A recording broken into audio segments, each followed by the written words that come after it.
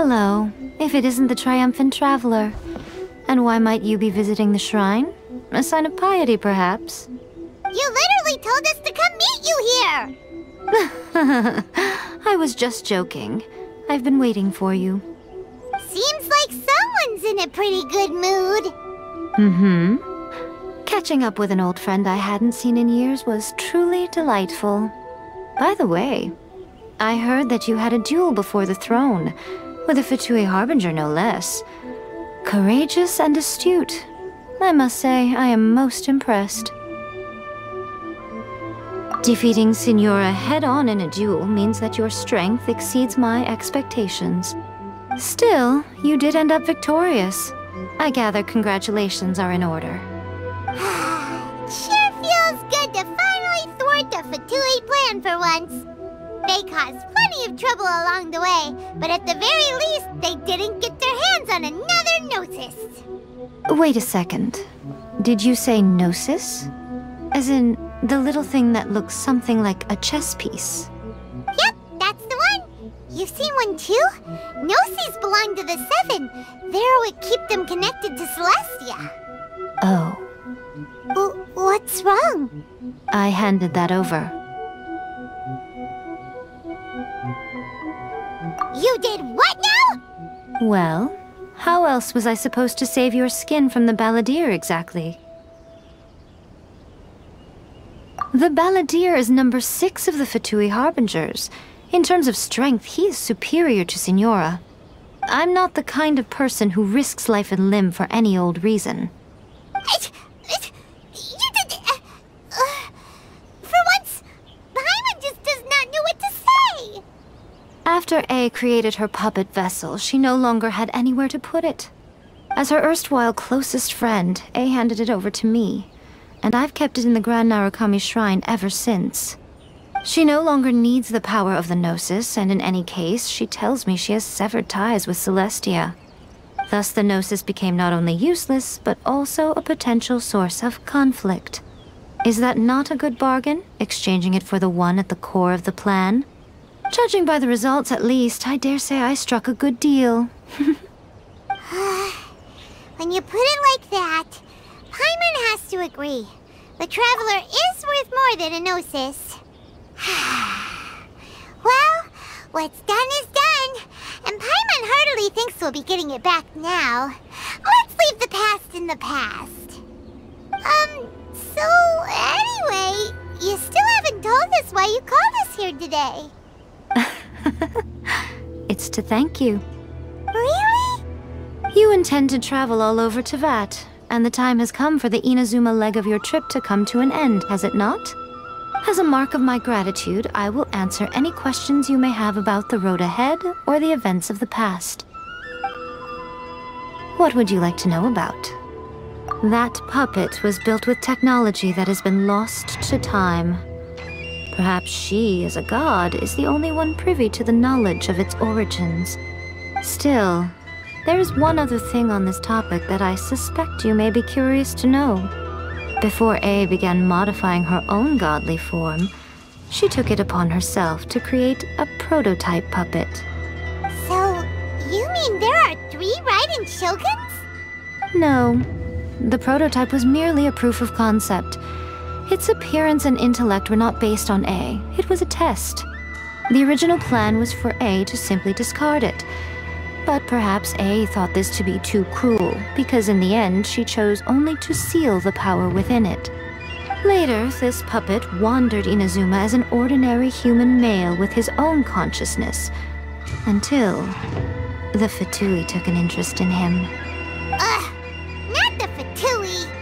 Some eccentric geniuses in the ranks of the Fatui made adjustments to the prototype, not only unsealing his power, but very likely rendering him even more formidable than his original specifications. The object of divine creation is now the one who has taken possession of the Gnosis, and the prototype puppet is now known as the Balladeer. What a crazy story! It is, isn't it? Who can say whether it's coincidence or destiny? I'm surprised an outlander like you is aware that there was once a change of Electro Archon. Few citizens of Inazuma are aware of this. Morat's told us. He said that the Electro Archon Ball has passed away. Yes. The truth of the matter is that there were two twin gods, Baal and Beelzebul. Twin gods? They won the Archon War together, and when Baal established the shogunate, Beelzebul became her Kagemusha, or shadow warrior. In other words, she acted as Baal's body double. Beelzebul is Yae, with whom we are now both acquainted. Baal's name was Makoto. As far as the world was aware, there were not two, but one. They complemented each other, and they ruled Inazuma jointly, so there was no need for the public to know the truth. In fact, the name Baal and the title of Raiden Shogun was understood to refer to both of them. Right up until... Until what? Makoto died several hundred years ago in a war that I was not personally involved in. Since then, Yae has assumed the shogunate. Losing her sister must have been super hard on Yae. That was when Yae began to change. Makoto was her greatest loss. Paimon feels like she understands Yae a lot better now after finding that out. So what kind of god was Makoto? I didn't spend a great deal of time with her, but my impression was she was a gentle god, who in each moment cherished the beauty of what was before her. Wow! Sorry, I haven't a clue. I'm also unfamiliar with the god you describe. But if you still have doubts about Yae, I would say they are misplaced. Not only does she not fit your description, but she voluntarily gave up her gnosis long ago, severing her ties with Celestia in the process. That's good to hear. Otherwise, given that I'm her familiar, it could have made our relationship rather awkward, don't you think? Don't worry, we aren't looking to pick a fight with you. I wish you the best of luck. May you soon discover the truth behind it all. As for your brother's whereabouts, I will use all the resources at my disposal to investigate it, and I will also borrow some of Ayato's people from the Shiumatsuban. I'll let you know if I find out anything. Consider it part of my means of thanking you. After leaving Inazuma, I think it would be easiest for you to go to Sumeru. Ooh, Sumeru! We've run into loads of scholars from there on our journey so far.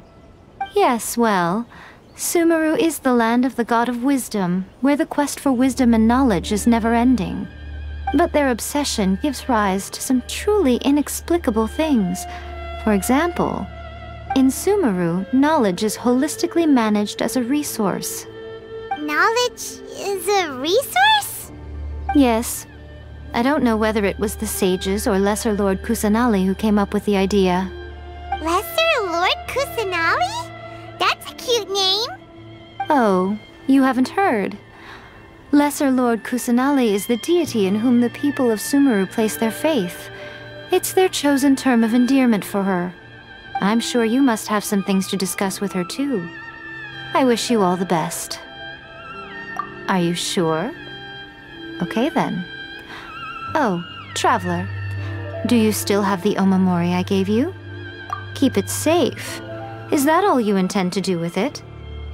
There was me thinking that you might hang it around your neck to show off to the world, telling everyone who inquired that it was given to you by none other than Yae Miko, the wise and beautiful. Who in their right mind would do that? Okay, I'll stop. Now, a question for you. Traveler, what is your ambition? I see. But that is merely a small goal, based on what preoccupies you here and now. Your ambition should be something that transcends the world below and the starry sky above. Something that shines in unison with fate itself. Perhaps the reason you do not possess a vision is that such an ambition has yet to be engendered within you.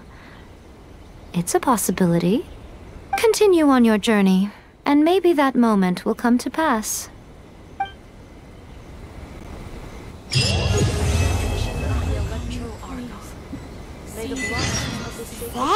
Inazuma has become a lot more stable lately. Why haven't we received any new commissions? If this goes on, your sword's gonna get rusty. Well, we've got nothing else to do.